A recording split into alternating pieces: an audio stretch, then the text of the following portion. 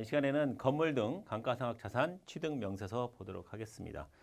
서식은 책에 교재에 나와 있는 대로 보시고 이 취득 명세서의 내용을 잠깐 보시면 이 건물 등 감가상각 취득 명세서를 작성하는 이유는 지난번에 이 매입세액 재계산에서 봐서 알듯이 이 감가상각 의제 기간인 건물과 구축물은 10년 동안 그리고 괴장치 등 그 외의 자산 같은 경우에는 2년. 왜 그렇죠? 한 과세기간에 1과세기간에 건물과 구축물은 의제 감가율을 5%로 뒀어요. 그러니까 1년에 두 기수니까 곱하기 2 하면은 10%. 그러니까 1년에 10%니까 10년이겠고 그 외에 감가상각 자산은 한 기수에 25%라는 의제 감가율을 뒀기 때문에 1년은 두 개의 기수, 그래서 곱하기 2 하면은 50%. 그러니까 100% 이르려면은 2년이면 끝나겠죠. 그렇게 해서 이런 건물 등 감가상각 자산을 취득했을 때 이를 이 10년 내지 2년에서 10년까지 사후 관리하기 위한 목적으로 하는 거고, 특히 조심해야 할 게 언제 사업을 폐지하는 경우에. 그러니까 여러분들 폐업 부가세 신고할 때 제일 먼저 신고해야 할 게 뭐다? 그 전에 신고사항을 보면서 여기에 건물 등 감가상각 자산을 취득한 적은 없는지를 살펴보셔야 돼요. 그래서 폐업한다면 폐업 시 잔존재화가 나와 있지 않는지를 살펴보셔야 돼요. 그러니까 폐업 부가 신고한다 그러면 무턱대고 그냥 폐업 신고했어? 그때까지 폐업 일자까지 뭐 매출 신고하고 매입 신고해서 끝 해서 마무리하시면 안 되고, 그 전에 신고서를 쭉 살펴보면서 건물 등 감가상각 자산의 취득이 있었는지를 살펴보셔야 돼요. 그래서 건물이나 구축물은 10년 이내, 비장체 등은 2년 이내에 폐지한다. 시간이 얼마 안 돼서 폐지한다고 할 때는 폐업 시 잔존재화로 해서 그때 매입세액 받았던 부분의 일정 부분을 다시 납부해야 되는 그런 문제가 있다는 것을 꼭 확인하시기 바랍니다. 이 부분 체크하시기 바랍니다. 자, 프로그램에 가서 또 보도록 하겠습니다.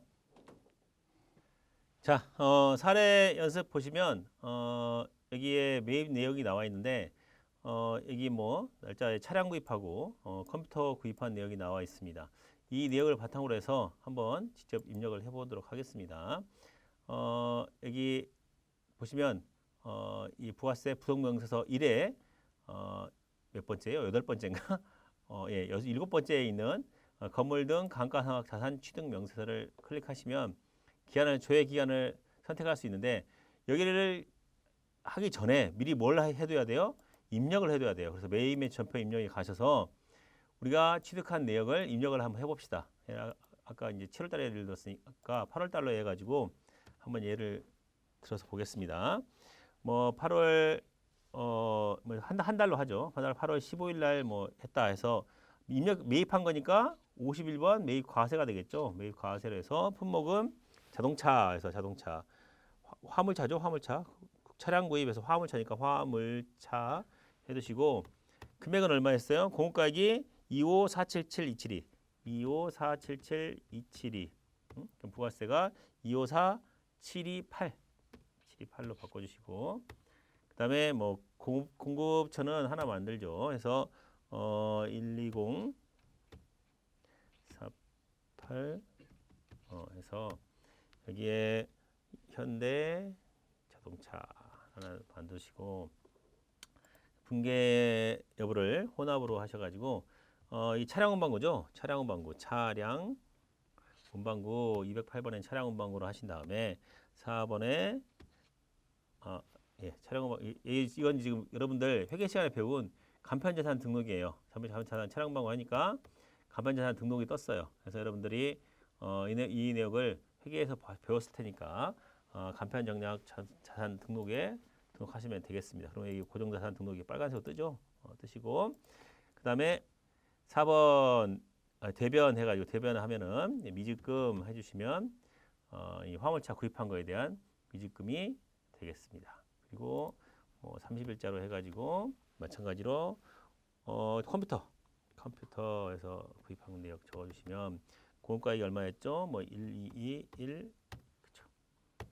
사실 컴퓨터 같은 가전제품은 이 고정자산으로 안 잡고 단기에 비용 처리할 수도 있어요. 근데 이 고가의 자산이라면 뭐 반드시 빗품 잡고 감가상각 해야 되는데 그건 선택할 수 있어요. 여러분들이 감가상각을 뭐 즉시 전부 다 할 수 있다는 거지 반드시 그래야 한다는 건 아니니까 이 100만 원 이상 넘어가는 비품의 구입 같은 경우에는 지금처럼 감가상각 자산을 잡아주던가 아니면은 컴퓨터나 이런 전화기 이런 것들은 즉시 비용 처리할 수 있으니까 그 나중에 소득세나 법인세 다시 확인하시기 바랍니다. 자, 여기도 한번 회사 등록하면은 그래서 여기도 회사를 원TN 해서 공개 혼합을 해가지고 여기는 비품으로 비품 구입으로 해서 비품해서 하시면 되겠습니다. 그리고 여기도 역시 이 고정자산 매입한 거니까 등록해 주시면 고정자산 매입으로 되겠습니다. 4번으로 해서 이직금 입력해 주시면 지금 입력한 내역을 우리 지금 입력한 내역을 어디서 보려고 그러는 거예요? 여기 나와 있는 건물 등 감가상각자산 취득 명세에서 보려고 그러는 거예요. 그래서 지금 보시면 하방위 걸로 해가지고 봅시다. 봤더니 이 내역이 바로 불러와져요. 지금 차량운반고가 기타에 있는 원팀에 불러와져요. 근데 불러오지 않는 경우 있어요. 그러면 새로 불러오기를 하는데 불러오기를 하면은 여기에 있는 나와 있는 거 외에 건물, 구축물, 계장치, 차량운반고, 비품 외에 다른 자산이 있다. 예를 들어서 지금 짓고 있는 건물이 있어요. 아직 완성이 안 됐어. 건물이 됐다면은 여기 건물로 하시면 되는데 건물을 짓는데 금방 지어지지 않잖아요. 그러니까 건물 지어지는데 지금 뭐 설계부터 시작해가지고 지금 뭐 공사 대금 중간 뭐 일부분할지 이런 식으로 해서 지어지고 있는 건물이 있는 경우에는 여러분들 계정가액 뭘로 해요? 그렇죠. 건설 중인 자산으로 처리하는데 그때는 여기 기본 세팅이 지금 여기 있는 5가지밖에 없어요. 그러니까 그런 경우에는 여러분들이 입력해 주셔야 돼요. 예를 들어서 건설 중인 자산이 있었다라고 한다면 거기다가 여기다가 건설 중인 자산에다가 이 건설 중인 자산을 214번에 있는 건설 중인 자산을 입력해 주시고 난 다음에 다시 확인 눌러주시면 건설 중인 자산이 불러와지게 돼 있어요. 그러니까 여러분들 그 내용까지도 기억해 두시기 바랍니다. 여기는 기본 세팅으로 되어 있는 것밖에 없다는 거예요. 그리고 기타 감가상각 자산에 그 이거 외에도 무형자산이랄지 이런 것들이 있을 거 아니에요. 무형자산 뭐 상표권이랄지 뭐 이런 것들을 사왔는데 감가상각 자산이니까 그것도 감가상각 자산 한다면 이것도 역시 어떻게 F2로해서 그런 자산들을 불러와서 여기 있는 뭐 상표권, 뭐 영업권, 뭐 의장 실황권 뭐 이런 것들은 혹시라도 구입해 왔다면 그런 식으로 불러와서 여기다 입력해 주시면 확인 눌러주시면 다시 불러와진다는 것 알아두시기 바랍니다. 자, 불러와지면은 이 내역이 작성되고 저장 눌러주신 다음에 이 내역 한번 확인해 보도록 하죠.